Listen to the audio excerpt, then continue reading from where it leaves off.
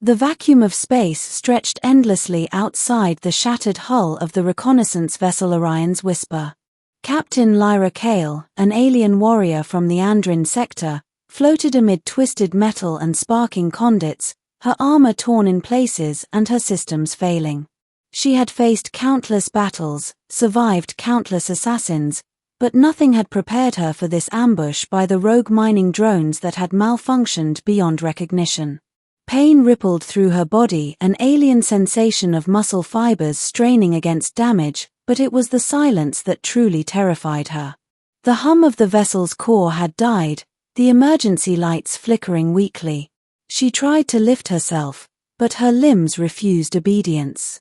Her breath, normally a calm rhythm honed through centuries of training, was erratic and shallow. The realization hit her like a thunderclap: she might not wake again. And then, she drifted into darkness, surrendering to what she believed was the end. Hours passed, or perhaps mere minutes. Time had no meaning in that void. And then, a warmth, unfamiliar yet oddly comforting, tugged at her consciousness. Eyes fluttering open, Lyra saw a blur at the edge of her vision. The sterile environment of the vessel had changed, the wreckage was still around her, but the cold had gone. And standing above her, human and utterly alive, was a man smiling down with an expression she could not interpret at first: hope, relief, curiosity, and something else.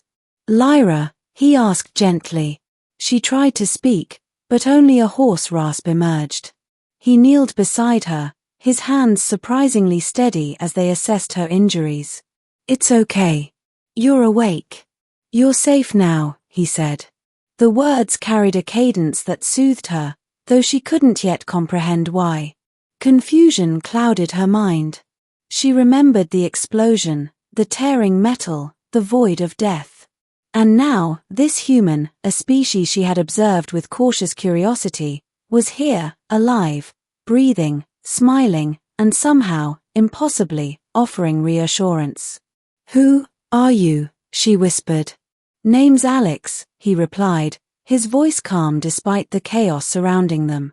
"I was on a salvage mission when the ship went down. I didn't expect to find anyone alive, especially someone like you." Lyra's bioluminescent patterns flickered nervously, her way of communicating instinctively, signaling both alertness and confusion. She was trained to assess threats immediately, but something about the gentle warmth in his eyes made her hesitate. For the first time in her long life as a warrior, she felt uncertain, vulnerable, and strangely human in her reactions.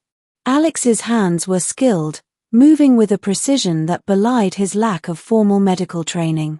He stabilized her, sealing ruptured conduits of her exosuit and applying makeshift patches to slow internal bleeding. "You're strong," he remarked casually, almost as if noticing her resilience didn't surprise him. "But even the strong need help sometimes."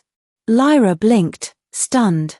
In her culture, weakness was a disgrace. To need aid was to invite dishonor. Yet in his presence, there was no judgment, only acceptance. That smile, that simple curve of lips, did what no words could. It reassured her that survival was possible, that vulnerability was not fatal. As she regained partial strength, Lyra struggled to comprehend her situation. The ship had crashed on a rogue asteroid drifting near a nebula cluster, a place she had considered a death trap. And yet, here she was, alive, because of this human. "You saved me," she finally said, the words heavy with incredulity. "I didn't do anything extraordinary," Alex replied. "I just smiled." The simplicity of the gesture struck her. A smile. It seemed trivial, almost laughable, to a warrior who had faced death countless times, yet in that moment, it was transformative. It bridged the divide between species, between fear and hope, between life and surrender. As the hours passed, Alex helped Lyra stabilize her systems and improvise a temporary escape plan from the wreckage. Despite her injuries, she moved with cautious determination, guided by his instructions and his unwavering presence. During the trek across the asteroid's jagged terrain, she observed him closely. His strength wasn't in brute force but in calmness, clarity, and the quiet confidence that came from caring without expectation. "Why, help me?" she asked finally, unable to keep the question contained. Alex paused, scanning the horizon for signs of danger. "Because I could. Because someone needed help. And because," he hesitated, then added, "because you deserved it." Lyra's patterns glowed softly, a sign of emotional processing in her species. Deserved it. That concept, so alien, yet so intimate, resonated with her in ways she hadn't anticipated. Bravery was her life, survival was her duty. But the idea that someone could act purely out of goodwill, with no expectation of repayment or recognition, was foreign. Night fell across the asteroid, turning the jagged terrain into silhouettes against a nebula-lit sky. Lyra felt her consciousness ebb and flow, but Alex stayed vigilant, ensuring her vitals remained stable. In the quiet moments, she allowed herself to observe him, truly observe. Each small gesture, the way he adjusted his pack, the way he scanned their surroundings, the way he offered a reassuring nod, was a language of care she had never known existed in her universe. "Humans are curious," she murmured finally, her voice barely audible. Alex chuckled softly. "We are. But so are warriors like you. I guess curiosity is mutual." By dawn, they had reached a hidden outcrop with remnants of an old outpost. Alex rigged a temporary shelter using fragments of the wrecked vessel, providing Lyra a place to rest while he scouted for additional resources. The alien warrior, though wounded, felt a strange sense of trust. Not blind trust, but a tentative acknowledgement that sometimes survival required cooperation, even across species boundaries. Over the next several days, as Alex treated her injuries and guided her recovery, Lyra's initial wariness softened into cautious respect and something more. She began to understand the subtle power of kindness, the resilience born not from armor or weaponry, but from connection and empathy. And every time she saw that smile, her bioluminescent patterns pulsed brighter, a silent acknowledgement that she was beginning to feel alive in a way she hadn't in decades. One night, as the twin moons of the asteroid rose over the horizon, Lyra turned to Alex. "I believed I was dead," she admitted. "And yet, you brought me back. Not with weapons, not with armor, but with you." Alex shrugged, a faint blush coloring his features despite the alien glow around them. "Sometimes, that's enough. Sometimes, a smile is stronger than any weapon."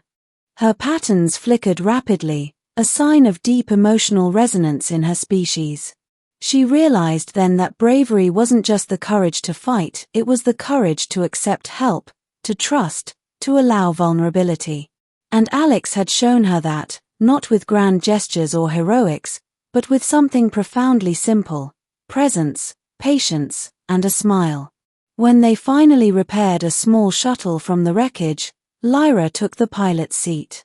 But before departure, she looked back at Alex. "You could have left me," she said, her voice tinged with both curiosity and gratitude. "I could have," he admitted. "But I didn't. Because it felt right. Because you deserved to see another day." As they launched into the void, Lyra's thoughts raced. She had survived countless battles, faced unimaginable horrors, and yet, nothing compared to this, being rescued not from death itself, but from the despair that comes with believing life has ended. She realized that the human smile had done what her training, her armor, and her experience never could. It reminded her that life was worth fighting for, even when hope seemed lost. By the time they reached the nearest Andrin colony, Lyra had recovered enough to walk alongside Alex. Their journey had been brief, but its impact would last a lifetime. She had been reminded that courage was not merely an internal force of will, it was also a reflection of others, a shared experience, a luminous exchange that could spark life even in the darkest of voids. Lyra turned to Alex one final time before parting ways. "You may think it was nothing," she said, "but your actions, your smile, saved me. Perhaps even changed me." Alex grinned. "Glad I could help. But remember, Lyra, you were already alive. I just reminded you of it." And in that moment, the alien warrior understood something profound. Bravery was not only in facing enemies or surviving battles, it was in being open to connection, in letting another's kindness illuminate the path forward, in trusting that life could still surprise you even after you believed it was lost forever. As Lyra watched the human fade into the colony's bustling streets, she felt a warmth inside her chest, something foreign yet exhilarating, hope. And she knew that, no matter how many battles lay ahead, she had learned a lesson more valuable than any weapon or strategy. The universe was vast, dangerous, and unpredictable, but sometimes, salvation came in the form of the simplest gesture, a human smile.